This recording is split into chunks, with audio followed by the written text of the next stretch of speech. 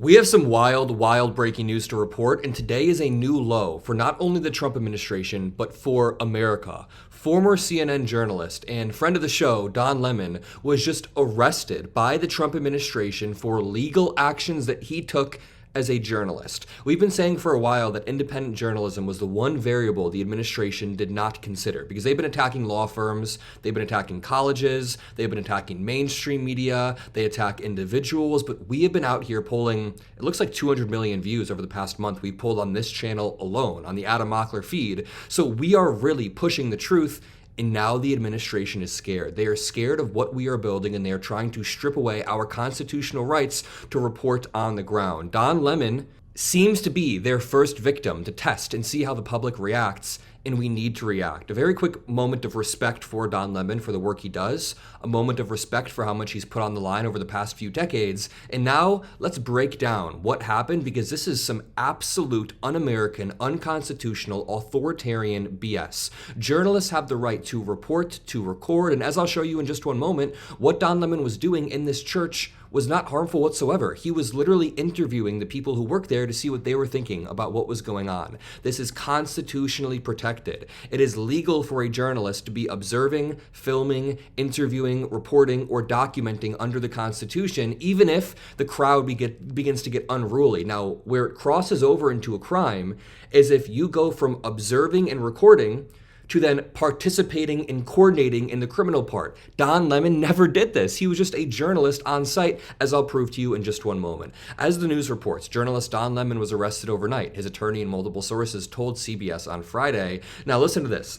A source familiar with the matter said a grand jury was impaneled Thursday. The FBI, Homeland Security, and a law enforcement agency within the DHS were all involved in the arrest. How many units do you need to take Don Lemon? Don Lemon was probably like in his slippers, about to go to bed. This is not a dangerous human being, but the Trump administration needs to act like he is so they can continue to fit their pretext of arresting/murdering people they deem not safe. So they called Renee Nicole Good a domestic terrorist. They then called Alex Preddy an assassin, a domestic terrorist, and somebody who wanted to inflict maximum damage. And now the administration is referring to Don Lemon as a terrorist or domestic terrorist who is inflicting damage on domestic property. None of this is true. They are using this as a pretext to strip away your rights. Some really quick news. I'll be on CNN tonight on Abby Phillips' show at 10 p.m. Eastern, 9 p.m. Central, and we're going to be debating this topic. So if you want to see that live, check it on CNN tonight at 10 p.m. Eastern. Pam Bondi released a statement directly claiming that she's the one who ordered this. Attorney General Pam Bondi says, quote, "At my direction, early this morning, federal agents arrested Don Lemon, Traherne Jean Cruz, Georgia Fort, and Jamal Liddell Lundy in connection with the coordinated attack on City's Church in St. Paul, Minnesota. More details soon." Now, here's where the Trump administration finds itself in a bit of a trap. Now, first of all, arresting Don Lemon, a well-liked American journalist, 10 months before the midterms, especially when we have on video that he committed no crimes, will be very, very unpopular. This arrest will already be unpopular. But on top of that, it's very likely illegal. They tried to arrest Don Lemon, if you remember. They tried to arrest him about a week ago, but a federal judge shot down the arrest warrant. The federal judge stepped in and said, listen,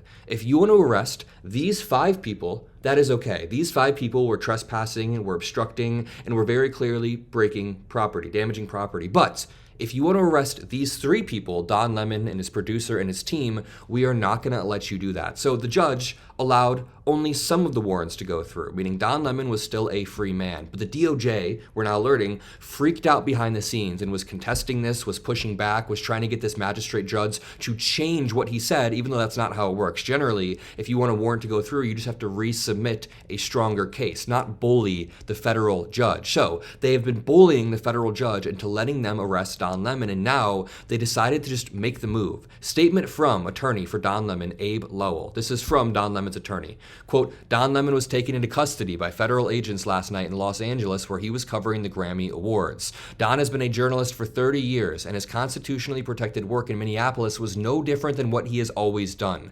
The First Amendment exists to protect journalists whose role it is to shine light on the truth and hold those in power accountable. There is no more important time for people like Don to be doing this work. Instead of investigating the federal agents who killed 2 peaceful Minnesota protesters, the Trump DOJ is devoting its time, attention, and resources to this arrest, and that is the real indictment of wrongdoing in this case. So well said, thank you. The unprecedented attack on the First Amendment and transparent attempt to distract attention from the many crises facing this administration will not stand. Don will fight these charges vigorously and thoroughly in court, and we will be behind independent media as a whole, continuing to push the truth on a daily basis. But the point made here is very poignant. This administration is very clearly asking you not to believe your own eyes when it comes to Renee Good and Alex Preddy, who they both defined as, quote, domestic terrorists. They are asking us to quite literally cover our eyes and accept their narrative. That didn't work, so now they're getting more desperate. They're arresting journalists with a few intentions. Number 1, they want to silence Don Lemon. Number 2, they want to send a message, a quote-unquote chilling effect, to other journalists as to what could happen, but we will not let that stop us.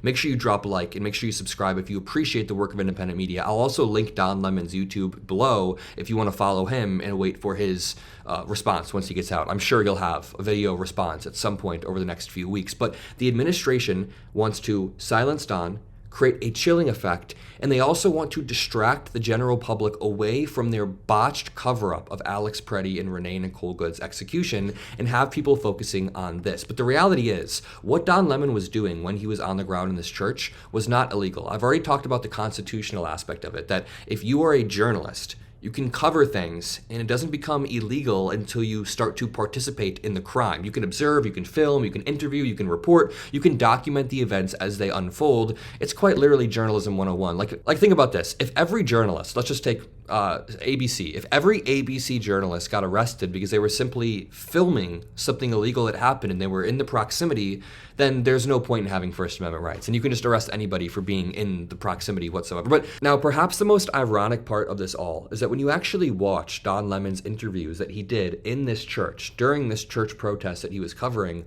he's mainly giving attention and giving a platform to the people who were against this type of demonstration. So the people who are in that church, who are sort of right-wing, who are Christian, who are not a part of the protest, Don Lemon was interviewing them. He wasn't there holding hands with the protesters going, yeah, storm it. No. He was trying to figure out what the people inside the church were thinking. Take a listen. What do you think of this? I mean, this is unacceptable. It's shameful. It's shameful to interrupt a public gathering of Christians in worship. But there were folks who will say, I have to take care of my flock. okay, but listen, we live there's a constitution in the First Amendment to freedom of speech and freedom to assemble and protest. We're here to worship. We're here to worship Jesus because that's the hope of these cities. That's the hope of the world is Jesus Christ. I want to be very respectful. Please don't push me though. We're here to worship Jesus. Yes. That's why we're here. Yes. Okay.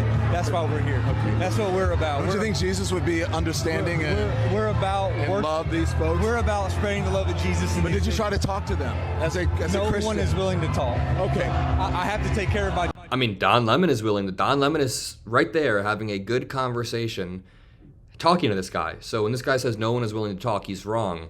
Also, I think this is a really good illustration of what Don Lemon was doing there.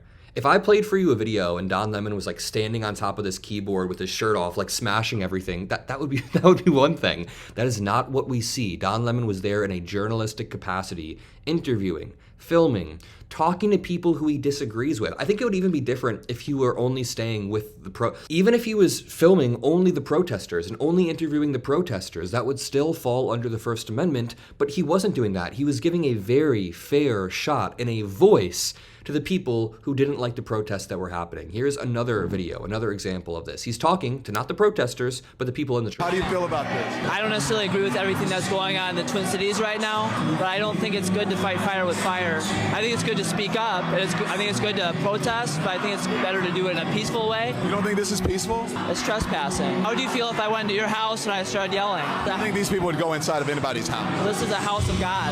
In a house, people don't yell at each other.